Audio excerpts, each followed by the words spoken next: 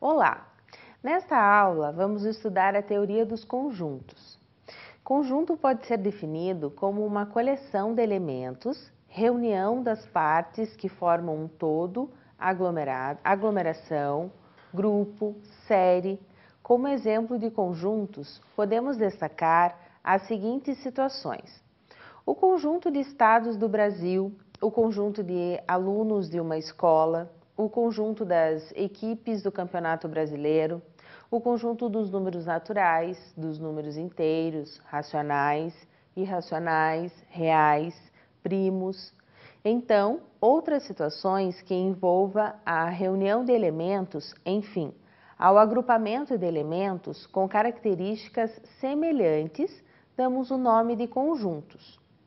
Os objetos de uma coleção, por exemplo, são o que chamamos de elementos de um conjunto. Se um elemento está presente em um conjunto, dizemos que o elemento pertence ao conjunto. Caso contrário, dizemos que ele não pertence. Temos símbolos matemáticos que deixam isso claro na representação matemática. Veja alguns símbolos que utilizamos na teoria de conjuntos. Acompanhe a primeira coluna. Este E maiúsculo redondo é o símbolo de pertence. A negação dele é o mesmo E redondo, porém cortado, ou seja, não pertence. O próximo símbolo, que parece o C maiúsculo, é o símbolo de está contido. A negação dele é o mesmo C, porém cortado, ou seja, não está contido. O C maiúsculo, ao contrário, é o contém. O C maiúsculo, ao contrário, e cortado também é uma negação, representa não contém. A barra representa tal que. Esta flecha, em um sentido, da esquerda para a direita, representa implica que. A flecha, nos dois sentidos, indica C e somente C. Agora, a segunda coluna. O E maiúsculo, ao contrário, é o símbolo de existe. Esse mesmo símbolo, porém cortado, é o não existe. A letra A maiúscula de ponta cabeça representa para todo, ou qualquer que seja. O zero cortado representa o conjunto vazio.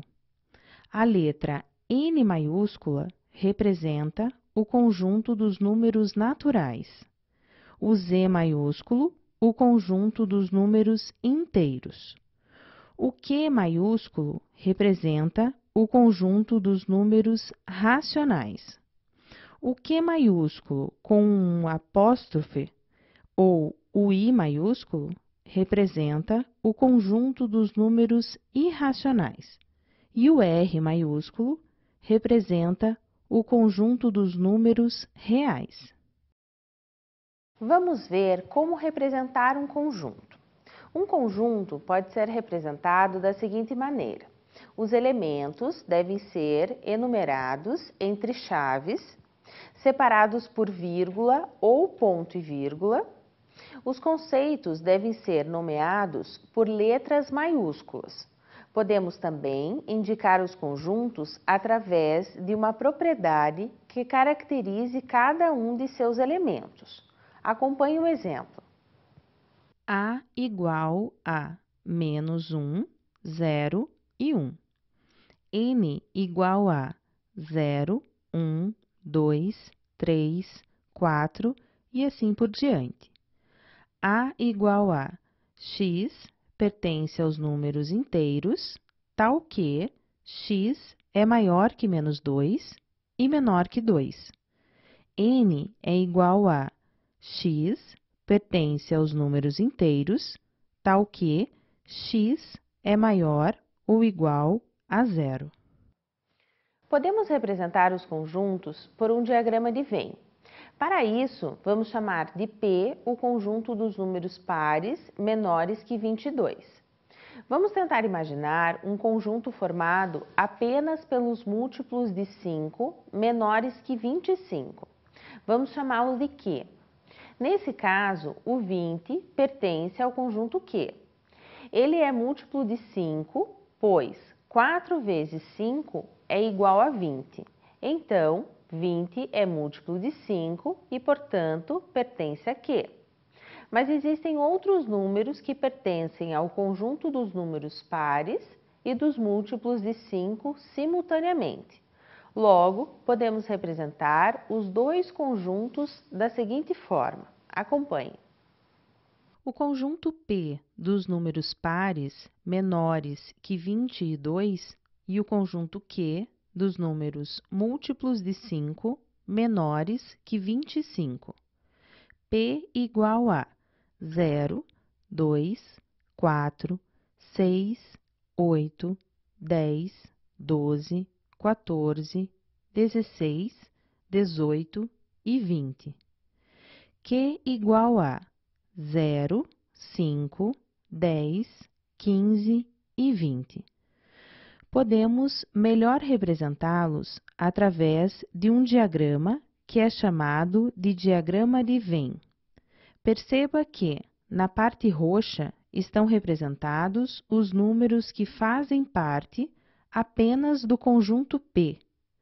Na seção verde, há os que fazem parte apenas do conjunto Q. E na parte laranja estão os números que fazem parte tanto do conjunto P quanto do conjunto Q. Dizemos que os números 0, 10 e 20 pertencem à intersecção dos conjuntos P e Q. A igualdade de conjuntos é quando dois conjuntos A e B são iguais, ou seja, quando eles possuem os mesmos elementos. Os conjuntos A é igual a x tal que x é um número inteiro maior que menos 2 e menor ou igual a 4. E B é igual a menos 1, 0, 1, 2, 3 e 4. Possuem os mesmos elementos. Assim, os conjuntos A e B são iguais, ou seja, A igual a B. Desta forma, que indicamos a igualdade de conjuntos. Vamos estudar agora os conjuntos unitário, vazio e universo. O conjunto unitário é um conjunto que possui um único elemento. O conjunto vazio é um conjunto que não possui nenhum elemento. E o conjunto universo, indicado geralmente pela letra U, é aquele o qual pertence todos os elementos considerados em determinada situação. É importante que, explicitamente ou implicitamente, fique bem estabelecido o conjunto universo. Um exemplo de conjunto unitário. A igual a 7. Conjunto vazio é representado por duas chaves sem nada entre elas, ou o zero cortado. Exemplo de conjunto universo. A solução da equação x² igual a 4 é apenas um número 2 se o conjunto universo considerado for o dos números naturais. Se o conjunto universo considerado for o dos números inteiros, as soluções são 2 e menos 2. Subconjuntos. Quando tivermos dois conjuntos A e B, por exemplo, se todos os elementos de A pertencerem a B, nesse caso, dizemos que A é um subconjunto de B. A é parte de B ou que A está contido em B. Quando há pelo menos um elemento de um conjunto C que não é elemento de um conjunto D, dizemos que C não está contido em D. Acompanhe exemplos de subconjuntos, os símbolos e, inclusive, a negação. Se tivéssemos o conjunto A, 2, 3 e 6, e B, 2, 3, 4, 5, 6 e 8. O conjunto A é um subconjunto de B. Veja nesse diagrama que todos os elementos de A fazem parte do conjunto B. Logo, podemos dizer que A está contido em B e que B contém A. E também podemos dizer que se tivéssemos um conjunto C igual a 2, 3, 4 e 6, esse conjunto C não estaria contido em A, visto que todos os elementos de C não fazem parte de A. Conjunto das partes. Chamamos conjunto das partes de um conjunto A, aquele formado por todos os subconjuntos de A, sendo indicado por P e entre parênteses o A. Calculamos P de A igual a 2 elevado a N, sendo N o número de elementos do conjunto. Veja um exemplo.